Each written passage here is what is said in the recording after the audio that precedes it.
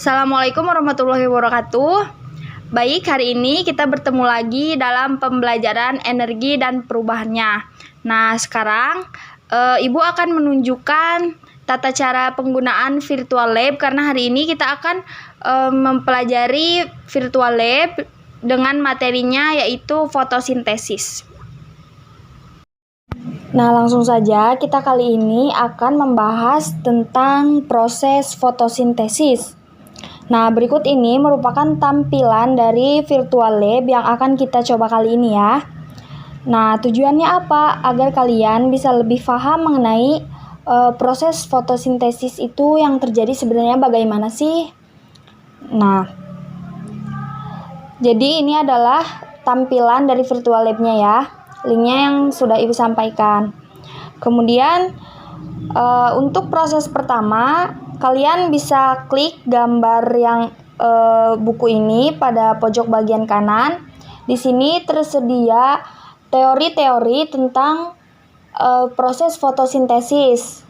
Kemudian di sini juga tertera rumus dari proses fotosintesis. Nah, dari rumus ini kalian juga bisa mengetahui komponen-komponen yang ada pada proses fotosintesis seperti karbon dioksida, air, sinar matahari, kemudian ada klorofil, glukosa, oksigen, dan juga ada energi.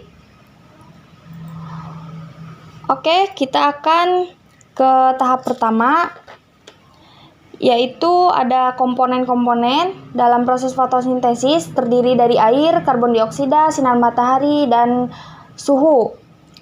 Nah, yang pertama kita pada matahari atau sinar matahari. Di sini juga disajikan pengertian atau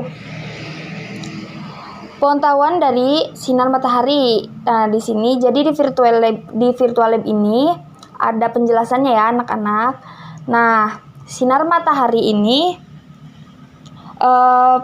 salah satu komponen yang penting ya dalam proses fotosintesis karena aktivitas fotosintesis ini terjadi pada siang hari, sedangkan pada malam hari atau sore hari atau bahkan pagi hari itu proses fotosintesisnya rendah. Coba kita tekan tombol ini ya jika sinar mataharinya tidak ada. Nah, jika sinar mataharinya tidak ada, maka proses fotosintesis ini bisa jadi tidak akan terjadi karena tidak ada proses sinar matahari. Jadi tidak ada komponen untuk mendukung proses fotosintesis ini terjadi.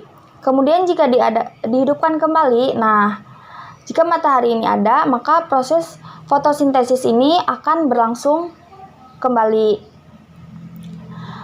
Oke, selanjutnya itu ada air. Nah, ada air. Air juga merupakan hal yang penting dalam proses fotosintesis. Jika tidak ada air, maka gula atau C6H12O6 ini tidak akan terbentuk. Nah, gula ini tidak akan terbentuk nih yang warna pink. Coba ya kita jika air tidak ada, maka klik tombol yang warna hijau ini. Nah, ini air tidak ada ya berarti. Nah, tadi kan sebelumnya ada warna pink, ada glukosa ya, ada C6H12O6. Nah, jika tidak ada air, maka C6H12 ini tidak akan terbentuk. Coba jika airnya diadakan kembali. Nah, maka C6H12 ini, H12O6 ini atau glukosa akan terbentuk. Kemudian ada karbon dioksida. Nah, ini karbon dioksida ya. Nah, karbon dioksida merupakan faktor pembatas untuk tumbuhan yang hidup di daerah tropis. Walau cahaya melimpah dan suhu optimum, tumbuhan tidak melakukan fotosintesis jika tidak tersedia karbon dioksida. Jadi, jika karbon dioksidanya tidak ada, nah maka proses fotosintesis ini tidak akan berlangsung. Jadi, tidak akan terbentuknya glukosa. Kemudian, jika diadakan kembali, maka glukosa tersebut akan nampak, nah akan terbentuk. Selanjutnya ada nitrogen nih. Nitrogen nih yang warna hijau toska ya, yang di bulat merah.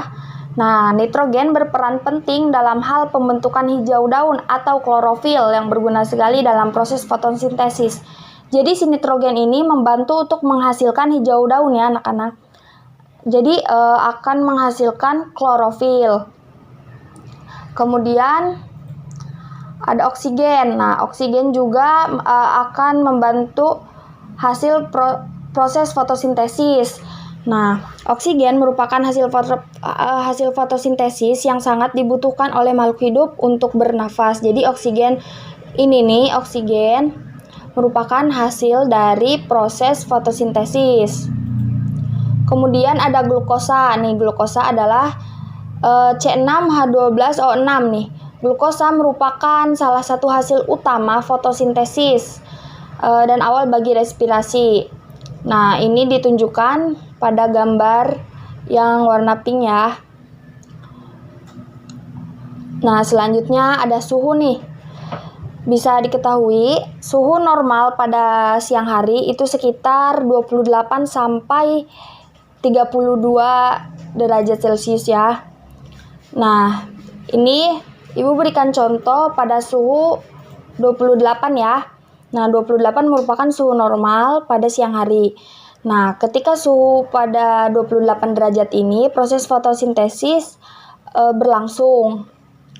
Tapi perlu diketahui juga bahwa suhu minimum terjadinya proses fotosintesis adalah pada suhu 10 derajat.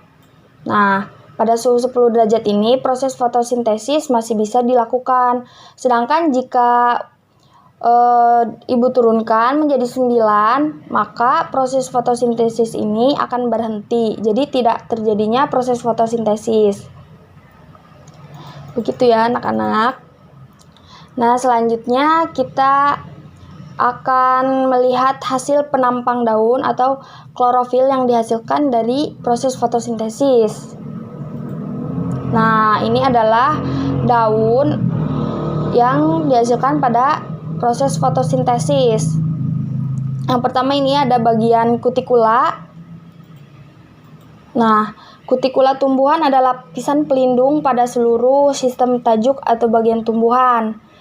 Nah, jadi di bagian daun ini ada kutikula. Selanjutnya ini ada epidermis atas. Nah, jadi di daun selain ada kutikula juga ada epidermis atas. Epidermis atas ini berfungsi untuk mengurangi penguapan air yang terlalu berlebihan pada daun.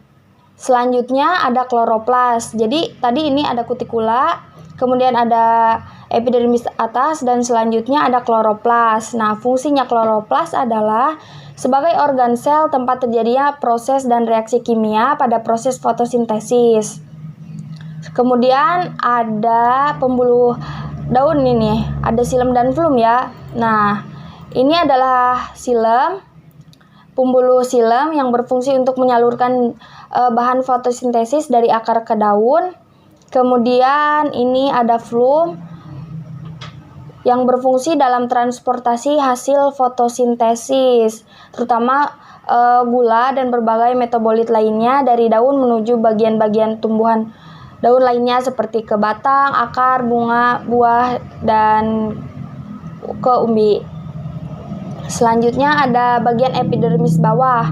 Nah, epidermis bawah ini berfungsi untuk mengatur atau menutup dan membukanya stomata serta mengendalikan pertukaran gas.